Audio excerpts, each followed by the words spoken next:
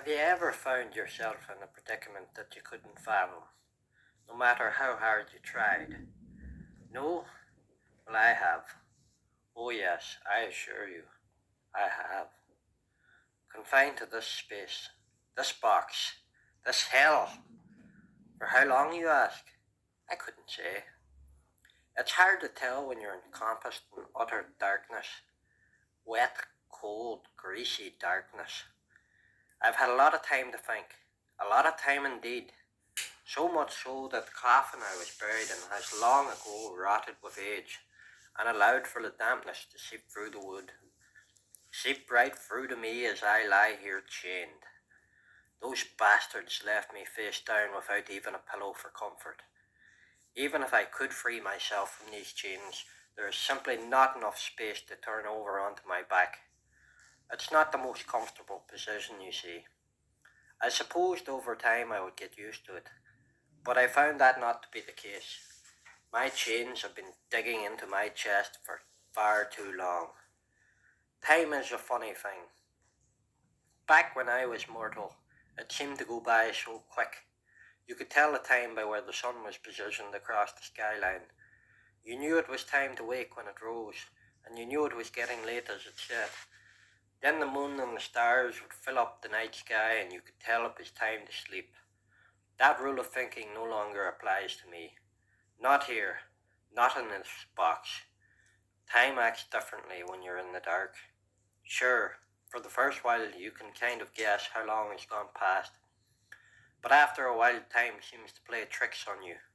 Like a child that has been spared the rod, it has little respect or accountability. Time doesn't care about me. It is my belief that time has forgotten about me altogether. What I'm trying to say in my own strange way is that time is relative to you and I. To you, it carries along at the same pace. You can feel time as it passes by. You have visual aids. You can see the sun rise and set. You know when the stars are out. You can monitor it, plan it, and use it. Whereas for me, I am enveloped in the darkness. Darkness that is blacker than midnight. To me, my friend, time is an abomination, seemingly endless, infinite.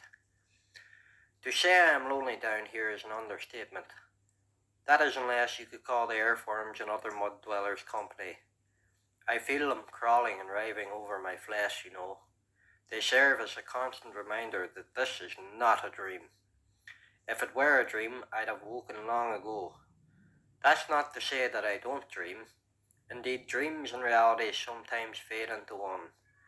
Laugh if you will, but I have a recurring nightmare that I'm trapped in this inferno box. You can imagine my displeasure each time I awake to find myself then living it. Trapped like a rat in a cage. Helpless until someone unearths me. If someone ever unearths me. I gave up screaming for help a long time ago. No one ever came. So alone I found myself with only my thoughts to keep me going. Over the course of my confinement, I've had a lot of time to dwell on life. In that time, I've thought about the people I've met, the lives I've touched, my family, my friends, my enemies, all long dead now, I suppose, while I lie here in eternal boredom. Oh, how I envy them, the sweet unburdening of death. How I have wished for its warm embrace. I have spent more time than any man should awaiting it. At this point, I can't say I believe in a heaven, but I can assure you, my hell is all too real.